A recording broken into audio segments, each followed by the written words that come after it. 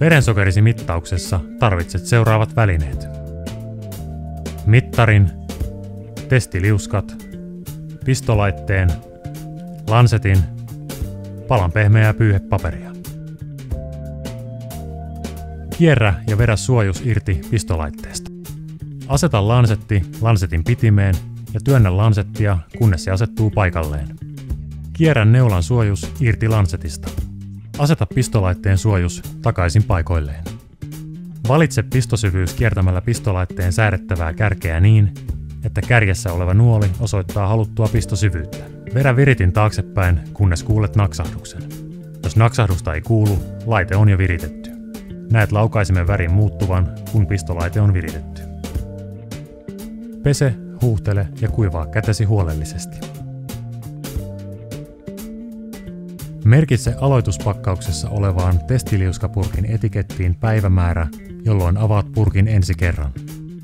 Avaa liuskapurkki, ota yksi testiliuska ja sulje saman tien purkin kansi.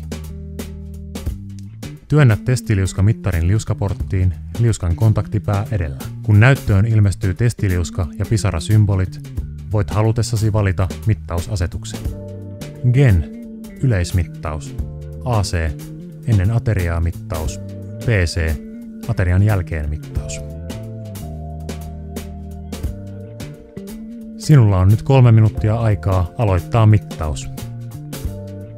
Valitse näytteenottokohta. Hiero valittua näytteenottokohtaa hetki verenkierron vilkastuttamiseksi. Paina pistolaitteen kärki näytteenottokohtaa vasten ja paina laukaisinta. Pyyhi ensimmäinen veripisara pois. Käytä mittaukseen seuraavaa pisaraa. Kosketa testiliuskan kärjellä veripisaraa, kunnes liuskan tarkistusikkuna on täyttynyt ja kuulet äänimerkin. Mittaus käynnistyy automaattisesti ja 5 sekunnin kuluttua näet mittaustuloksen mittarin näytöllä.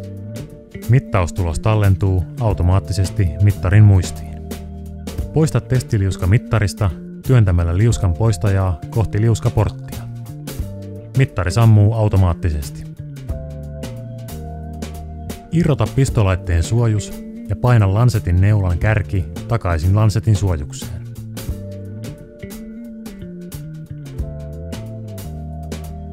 Irrota lansetti työntämällä lansetin poistajaa eteenpäin.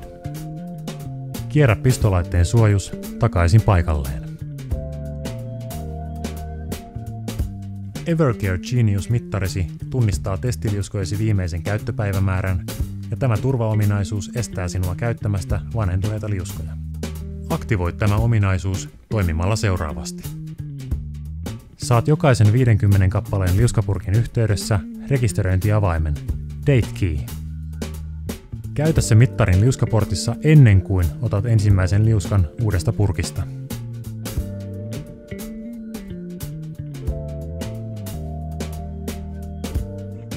Hävitä Date Key tyhjentyneen liuskapurkin kanssa.